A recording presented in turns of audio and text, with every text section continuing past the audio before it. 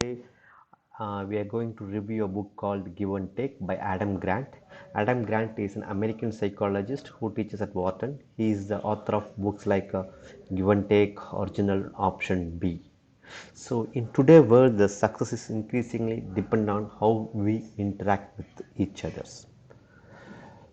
So from this book, we understand the unique characteristics, features of multiple kind of characters like takers, matchers, and givers.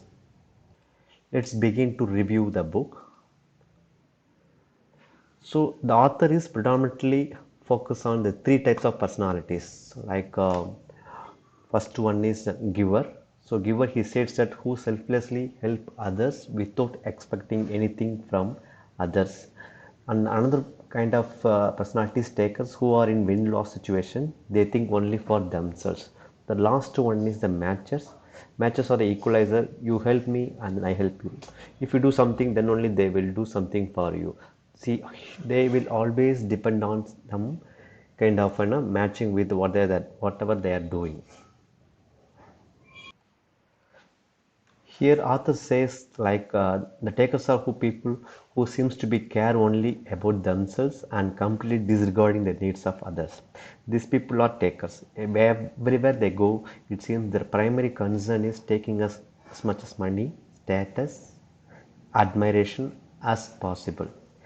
Typically, the takers promote themselves eagerly, forwarding words like I and mine rather than using words like we and ours. They also tend to be dominating using forceful. The takers are all self-centered and focused only at what benefit they can get from others. And next personality is a giver. The giver is the most of us we can recall a time when we were touched by the generosity of another person. Perhaps they gave us advice like offered a job opportunity or helped us with difficult task or without expecting anything in return. These people are givers. Their main focus is to provide a value for others.